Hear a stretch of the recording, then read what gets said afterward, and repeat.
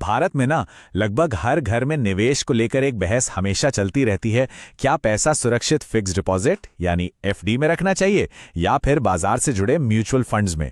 ये सिर्फ पैसों का सवाल नहीं है, ये तो आप कह सकते हैं पीढ़ियों की सोच का भी टकराव है। तो आज हम इसी पहेली को आंकड़ों और तथ्यों के जरिए सुलझाने की कोशिश करेंगे। सोशल मीडिया पर एक मजाक चलता है, लेकिन ये बताता है गहरी सच्चाई है। जब बाजार गिरता है ना तो एफडी एकदम सुरक्षित लगती है, पर लंबी दौड़ में कहानी अक्सर पलट जाती है। और ये हमें निवेश के सबसे जरूरी सिद्धांत की याद दिलाता है, समय का महत्व। तो सवाल घूम फिर कर वहीं आ जाता है। लाखों भारतीय निवेशकों की तरह अगर किसी के सामने ये दो ऑप्शन हो तो उसे क्या चुनना चाहिए? क्या गारंटी वाली सेफ्टी बेहतर है या फिर ज्यादा रिटर्न कमाने का मौका? देखिए, इसका जवाब हां या ना में नहीं है। जवाब इस बात को समझने में है कि इन दोनों का असली मकसद क्या है। ठीक है, तो चलिए इस बहस को ना एक बिल्कुल नए एंगल से देखते हैं। ये सोचना कि एक सेफ है और दूसरा रिस्की, ये तो आधी अधूरी कहानी है। असली सवाल ये है, किस काम के लिए सेफ? क्योंकि ये दोनों अलग अलग फाइनेंशियल गोल्स को पूरा करने के लिए बने हैं। तो सबसे जरूरी बात यह है, एफडी को डिजाइन ही इसीलिए किया गया है कि आपके जमा की हुई रकम यानी आपका मूलधन सुरक्षित रहे।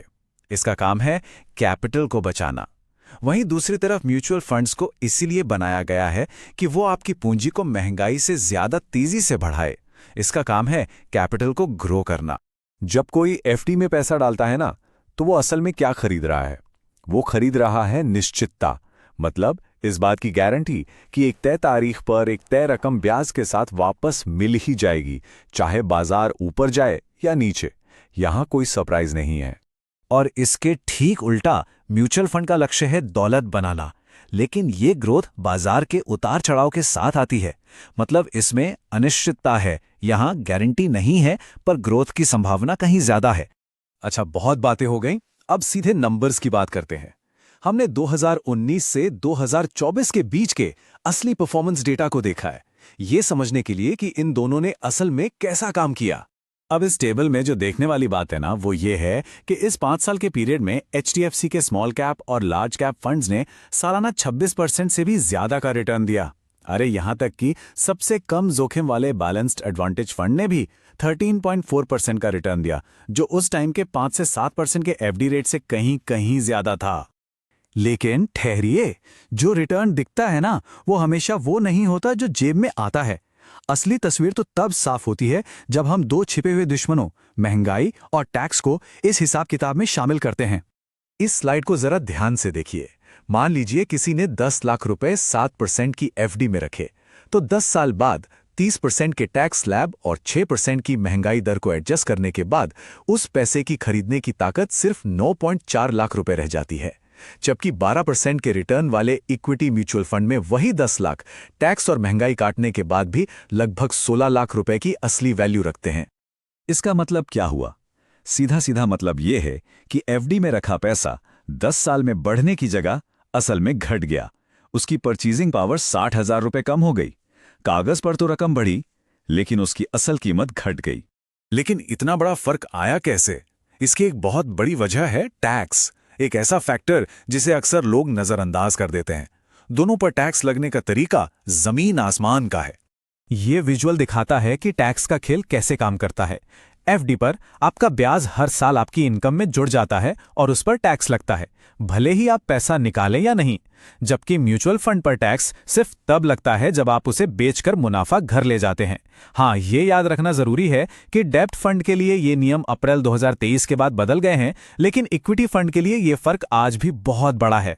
तो चलिए नए नियमों पर एक नजर डालते हैं।